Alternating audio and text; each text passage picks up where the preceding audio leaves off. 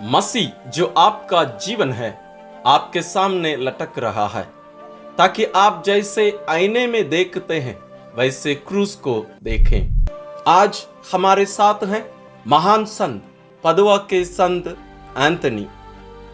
संत Anthony का जन्म 15 अगस्त 1195 को लिस्बन शहर में हुआ और उनकी मृत्यु 13 जून 1231 को पदुआ जो कि इटली में है वहां हुई और 30 मई 1232 को वे संत घोषित कर दिए गए और माता कलीसिया उनके त्योहार 13 जून को मनाती है। संत एंथनी उसी धर्म समाज के पुरोहित थे जिसके संस्थापक स्वयं असिसी के संत फ्रांसिस थे और दोनों लगभग समकालीन वाले हैं। दोनों एक दूसरे से जरूर मिले होंगे, एक दूसरे से जरूर प्रेरित भी किए गए होंगे। संत एंथनी के बारे में कुछ विशेषताएं। ऐसे कुछ ही लोगों को वरदान मिला कि एक ही समय वे दो जगह पर रह सकते हैं। उसको अंग्रेजी में बाई लोकेशन कहते हैं। संत एंथनी अपने जीवन काल में एक ही समय दो जगह पर रह सकते थे और खोई हुई चीजों को पाने के लिए लोग इनके पास आते थे और लोग इनका नाम लेकर इनकी सहायता मांगते ही खोई हुई चीजें वे पा सकते थे। आप भी अपने जीवन में कोशिश करके देखिए, जब आप कोई भी चीज को ढूंढ रहे हैं आप उसको पाते नहीं तो आप संत एंथनी की सहायता लीजिए। इनको चमत्कारी संत एंथनी भी कहा जाता है क्योंकि वे अपने जीवन काल में ही चमत्कार के ऊपर चमत्कार करते गए।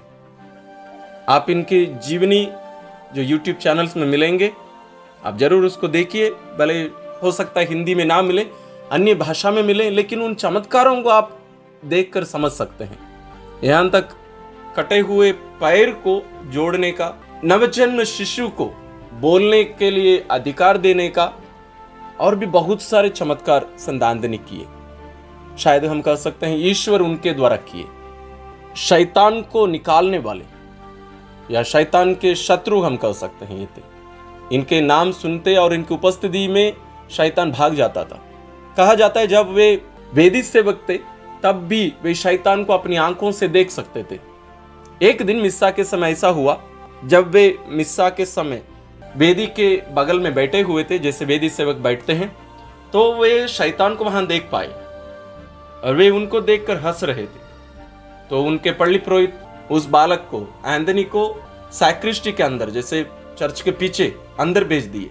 तो संत एंथनी जब अंदर गए, कहा जाता है कि उनके लिए ईश्वर पीछे की जो वेदी के पीछे की जो जगह रहता है उसको फाड़ कर उनको उस मिस्सा में भाग लेने का अनुग्रह दिए।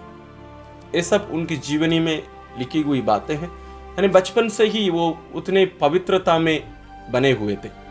और मेरी जानकारी में केवल संत एंथनी ही हैं जिनको बालक यीशु दर्शन दिए थे। इसलिए आप उनकी प्रतिमा में देखेंगे उनके हाथ में पवित्र वचन, पवित्र बाइबल है और उसके ऊपर बालक यीशु, और उनके हाथ में लिली का फूल भी रहता है, सफेद फूल, वो भी पवित्रता का चिन्ह है। वो इतना पवित्र थे कि ईश्वर स्वयं उनसे मिलने आए। और इनकी मृत्यु के बाद में भी इनका चमत्कारी कार्य रुका नहीं। कहा जाता है जब उनकी मृत्यु के बाद कुछ साल बाद जब उनके कब्र को खोदा गया, वहां अन्य सब चीजें गल गए थे, लेकिन केवल उनका जीभ ही रह गया। हम जानते हैं जीभ एक प्रकार से पूरा मांस से बना हुआ सबसे पहले गलने वाला एक शरीर का अंग है, लेकिन वह गला नहीं। ये कोई नई बात नहीं है।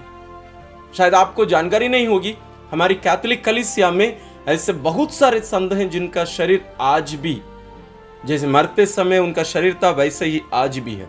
जैसे हमारे भारत देश में संत फ्रांसिस सेवियर का शरीर है, वैसे ही संत एंथनी का केवल जीभ रह गया, आज भी वहां रखा गया है। आज संत एंथनी हमें क्या शिक्षा देना चाहते हैं? उनकी शिक्षा यह है, जैसे मैंने शुरू में पढ़कर सुनाया, मसीह जो आपका जीवन है आपके सामने लटक रहा है, ताकि आप जैसे आईने में देखते हैं वैसे क्रूस को देखें। क्रिस्तीय परिवारों में क्रूस रखना अनिवार्य कहा जाता था। आजकल शायद आप लोगों के घर में नहीं होगा, नहीं है, जरूर आप अपने घर में क्रूस रखिए। क्रूस की शक्ति आप कभी समझ नहीं पाएंगे। संत एंथनी कहते हैं क्रिस्त जो आपका जीवन है, ये वास्तव में इनका कथन नहीं है, वचन में है। प्रभु यीशु स्वयं कहे हैं मार्ग, सत्य और जीवन मैं हूं। और संत पौलुस भी लिखते हैं मसीह जो आपका जीवन है। मसीह हमारा जीवन है।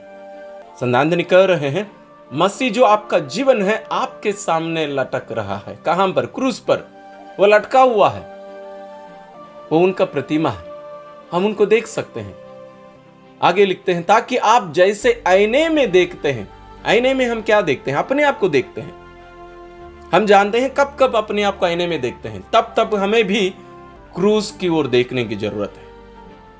हम अपने आप को तैयार करने के लिए देखते हैं, हम कोई अभ्यास करने के लिए देखते हैं। जब हम टूट जाते हैं, शायद हो सकता है कुछ लोग आईने के सामने खड़े होकर अपने आप को देखकर रोएं।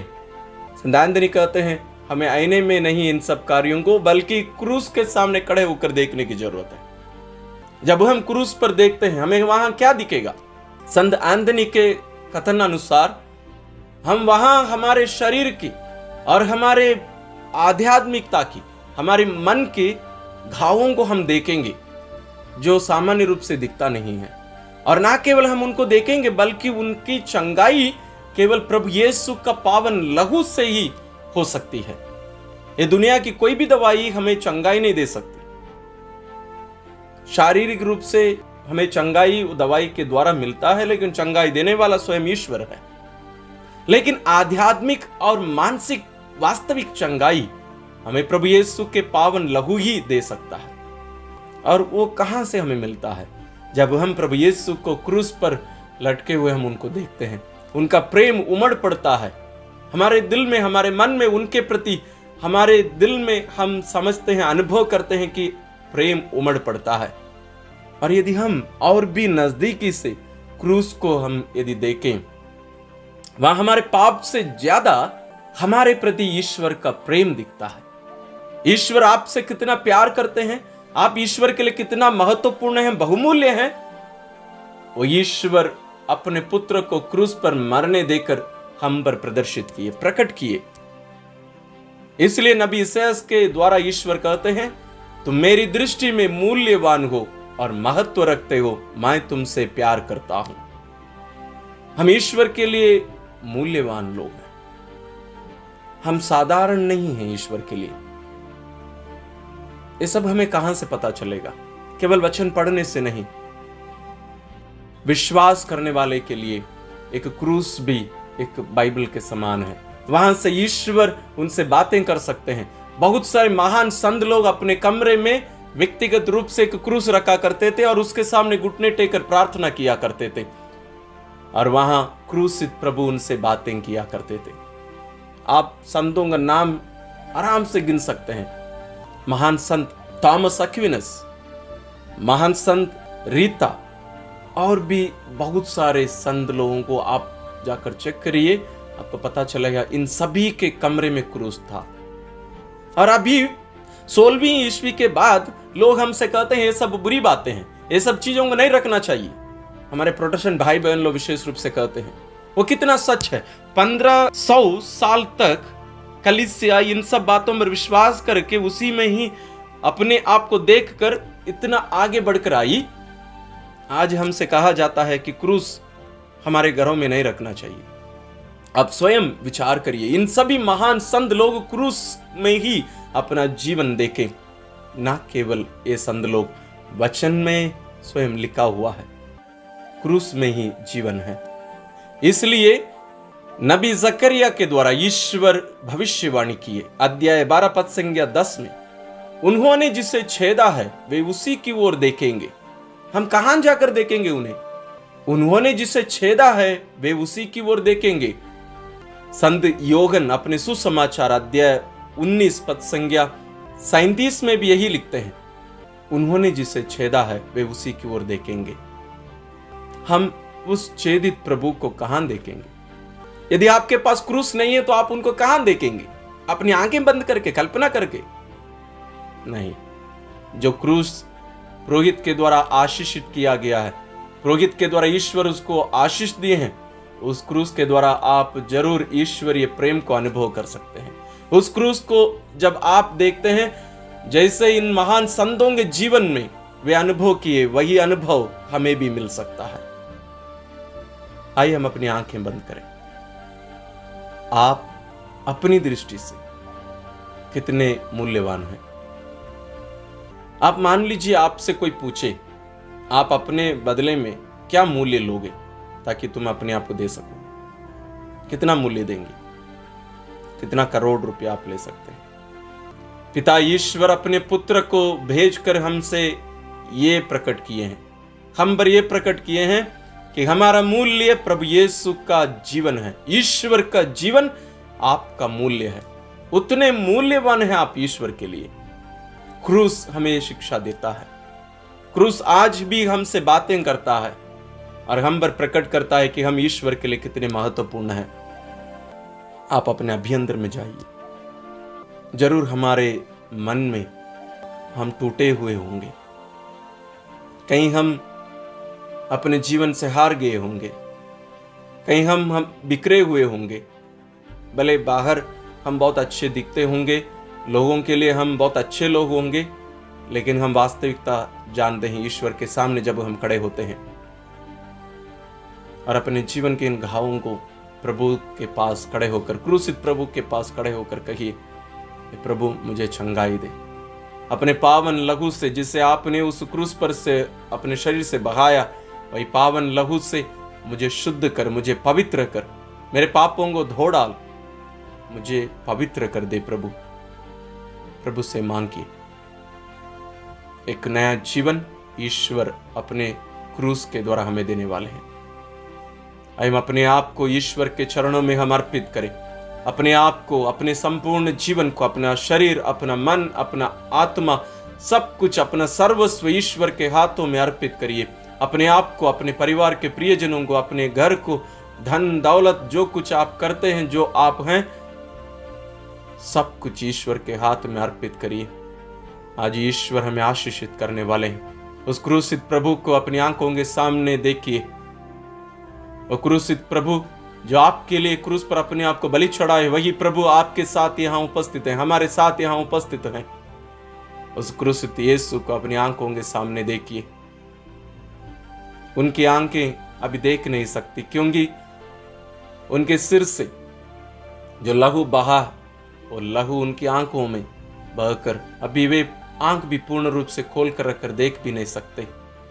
हमारी आंखों के सामने, हमारी आंखों के ऊपर कुछ पानी या अन्य कुछ गंदगी आती है तो हम अपने हाथों से उसे पोंछकर हम देखते हैं, लेकिन यीशु क्या कर सकते? लेकिन यही है आपके प्रति ईश्वर का प्रेम, यही है ईश्वर द्वारा दिया गया आपका मूल्य, आपके लिए कीमत यही है। इतने महत्वपूर्ण है आप ईश्वर के लिए।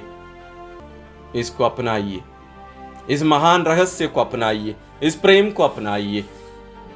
आइए हम प्रार्थना करें संत एंथनी के साथ मिलकर। हे परम पावन दयालु पिता, हम आपकी स्तुति और आराधना करते हैं, आपकी महिमा गाते हैं, आपके जय जयकार करते हैं। प्यारे पिता, इस सुंदर दिन के लिए, आज के इस सुंदर वचन के लिए और महान संत एंथनी के लिए, ये संत लोग अपनी शिक्षा द्वारा और अपने जीवन द्वारा हमें प्रेरित कर रहे हैं। इस महान संत की शिक्षा पर चलने की कृपा हम सबों को प्रदान करिए। जैसे आप उन पर अपनी इच्छा और अपने रहस्यों को प्रकट किए, वैसे हम पर भी प्रकट करिए। हमें भी उनके समान पवित्रता में जीने की कृपा प्रदान करिए। हे प्रभु यीशु, आप जैसे उन्हें दर्शन दिए, वैसे हमें भी दर्शन दीजिए। हम भी आपको उनके समान प्यार करते हुए, उनके समान दूसरों को आपको देने के लिए लालायित रहने, तत्पर रहने की कृपा हम सबों को प्रदान कर।